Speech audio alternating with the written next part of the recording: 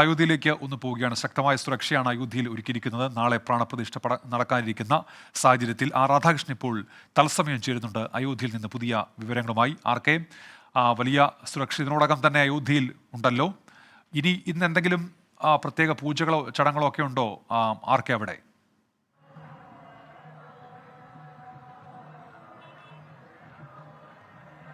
പൂജകൾ അയോധ്യയിൽ ഇപ്പോഴും പുരോഗമിച്ചുകൊണ്ടിരിക്കുകയാണ്. ഇന്ന് രാവിലെ മുതൽ പൂജകൾ ആരംഭിച്ചിട്ടുണ്ട്. അതിൽ ഏറ്റവും പ്രധാനപ്പെട്ടത് ഇന്ന് കലശമായിരുന്നു. കലശ ചടങ്ങുകൾ ഏതാണ്ട് 9 മണിയോടുകൂടി തന്നെ പൂർത്തിയായി. അതിനെ തുടർന്നുള്ള പൂജകളാണ് ഇപ്പോൾ നടന്നുകൊണ്ടിരിക്കുന്നത്. ക്ഷേത്രത്തെ സംബന്ധിച്ച് പ്രാണപ്രതിഷ്ഠ നടത്തുന്നതിന് മുൻപ് വിഗ്രഹത്തിന് ശയ്യയിൽ പ്രവേശിക്കേണ്ടതുണ്ട്. നമ്മൾ ഈ പ്രാണപ്രതിഷ്ഠ കർമ്മം നടക്കുന്നതിന് തൊട്ട് മുമ്പായിട്ട് ഉള്ള മണിക്കൂറുകളിലാണ് അത് ഉണ്ടാകേണ്ടത്. അത് ഇന്ന് നടക്കും. അതോടുകൂടിയായിരിക്കും ഇന്നത്തെ ചടങ്ങുകൾ പൂർത്തിയാകുന്നത്. നാളെ ഈ ചടങ്ങുകൾ ആരംഭിക്കുന്നത് രാവിലെ മുതൽ തന്നെ ആരംഭിക്കും. അതിനുശേഷം പ്രാണപ്രതിഷ്ഠ ഏതാണ്ട് 12 മണിക്ക് ശേഷമുള്ള 12:30 ഇടയിലുള്ള ഒരു മുഹൂർത്തത്തിലാണ് ഈ പ്രാണപ്രതിഷ്ഠ ചടങ്ങ് നടക്കാനായിട്ട് പോകുന്നത്. പ്രാണപ്രതിഷ്ഠയ്ക്ക് ശേഷം മുഖം മൂടിയ രീതിയിലായിരിക്കും, കണ്ണുകൾ കെട്ടിയ രീതിയിലായിരിക്കും ഈ രാംലല്ല ഉണ്ടാവുക. രാംലല്ലയ്ക്ക് അതിനുശേഷം ആദ്യം കണ്ണാടി രാംലല്ലയ്ക്ക് കാട്ടി ആദ്യത്തെ കാഴ്ച അത് രാംലല്ലയെ തന്നെ കാണിക്കുക എന്നുള്ളതാണ് ചടങ്ങുകൾ. അതിന് ശേഷമായിരിക്കും പ്രധാനമന്ത്രി നരേന്ദ്രമോദി അടക്കമുള്ളവർക്ക് ദർശനം നടത്തുക. അതോടുകൂടി ആ ചടങ്ങുകൾ അവസാനിക്കും. ഏതായാലും അയോധ്യയിൽ വലിയ രീതിയിലുള്ള സുരക്ഷാ ക്രമീകരണങ്ങൾ ഒരുക്കിയിട്ടുണ്ട്. മാത്രമല്ല ഏതാണ്ട് എല്ലാ ഇടങ്ങളിലും ഇതിന്റെ ഭാഗമായിട്ടുള്ള സാംസ്കാരിക പരിപാടികൾ അടക്കമുള്ളവയും നടക്കുന്നുണ്ട്.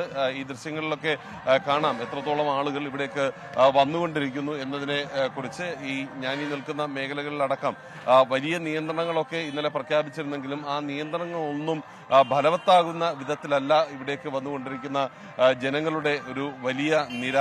ഇവരിൽ പലർക്കും ദിവസങ്ങളോളം ഇവിടെ താമസിക്കാനായിട്ടുള്ള ഒരു തയ്യാറെടുപ്പുകളൊക്കെ നടത്തിയാണ് അവർ വരുന്നത്. കാരണം ഈ ക്ഷേത്രത്തിലേക്ക് പ്രവേശിക്കുക, ക്ഷേത്രത്തിൽ ദർശനം നടത്തുക എന്നുള്ളതാണ് ഇവരുടെ ഒരു ലക്ഷ്യം. അത് നാളെ ഈ ചടങ്ങ് പൂർത്തിയാകുന്നതുവരെ ആർക്കും അവിടെ പ്രവേശനമോ ദർശനമോ അടക്കമുള്ള ഒന്നും അനുവദിക്കുന്നതല്ല. അതിനുശേഷം 23-ാം തീയതി മുതലാണ് ഈ പ്രവേശനം അടക്കമുള്ള കാര്യങ്ങൾ നടക്കുന്നത്. അതുകൊണ്ട് ആ ദിവസം വരെ കാത്തുനിന്നതിന് ശേഷമായിരിക്കും ഈ ദർശനം നടത്താനായിട്ട് ഇവർക്ക് സാധിക്കുക. അതുകൊണ്ട് വലിയ ഭക്ത നിര, ഒരുപക്ഷെ ഈ അയോധ്യയിലേക്ക് വന്നതിനേക്കാൾ കൂടുതൽ സമീപങ്ങളായിട്ടുള്ള പ്രദേശങ്ങളിൽ വന്ന് തമ്പടിക്കുന്ന 10,000 ഉണ്ട് എന്നാണ് ഇപ്പോൾ പോലീസ് പറയുന്നത്. അത് തങ്ങൾക്കൊരു വെല്ലുവിളിയായി മാറുകയും ചെയ്യുന്നു സുരക്ഷാപരമായിട്ടുള്ള കാര്യങ്ങൾ കൊണ്ട് എന്ന് പോലീസ് വ്യക്തമാക്കുകയും ചെയ്യുന്നുണ്ട്. ഏതായാലും ഈ പ്രാണപ്രതിഷ്ഠാ ചടങ്ങുകൾക്ക് വേണ്ടിയിട്ടുള്ള തയ്യാറെടുപ്പുകൾ അന്തിമ ഘട്ടത്തിൽ അയോധ്യയിൽ പൂർത്തിയാവുകയാണ്. വലിയ രീതിയിലുള്ള സുരക്ഷാ ക്രമീകരണങ്ങളാണ് എല്ലായിടങ്ങളിലും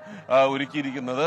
ഏറ്റവും 3 ലെയർ പ്രൊട്ടക്ഷൻ എന്ന രീതിയിൽ എല്ലാ ഇടങ്ങളിലും ഒരുക്കിയിരിക്കുന്നു. SPGയുടെ നേരിട്ടുള്ള നിയന്ത്രണവും നിരീക്ഷണവും ഇതിന്റെ ഭാഗമായിട്ട് ഉണ്ട്. നാളെ പ്രധാനമന്ത്രി എത്തുന്ന സമയം മുതൽ അദ്ദേഹം ഏതാണ്ട് 10 മണിക്ക് ശേഷം അയോധ്യ വിമാനത്താവളത്തിൽ ഇറങ്ങും. അതിനുശേഷം അദ്ദേഹം 12 മണി വരെ ക്ഷേത്രത്തിൽ ഉണ്ടാകും. ആ സമയങ്ങളിലെല്ലാം അതികർശനമായിട്ടുള്ള ആകാശ നിരീക്ഷണവും ഉണ്ടാകും എന്നുള്ളതാണ് ഇപ്പോഴത്തെ ഒരു തീരുമാനം.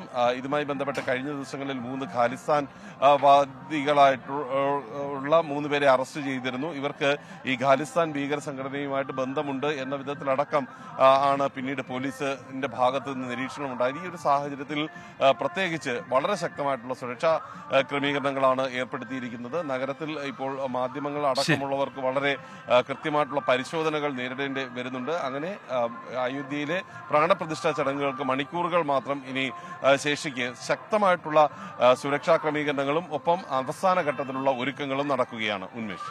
ശരി ആർക്കെ. രാധാകൃഷ്ണനാണ് അയോധ്യയിൽ നിന്ന് വിവരങ്ങൾ നൽകിയത്. അവിടെ പ്രത്യേക പൂജകളും ചടങ്ങുകളും ഒക്കെ ഇപ്പോഴും നടക്കുന്നുണ്ട്. ഇനി മണിക്കൂറുകൾ മാത്രമേ ഉള്ളൂ അയോധ്യയിലെ പ്രാണപ്രതിഷ്ഠ ചടങ്ങിലേക്ക്.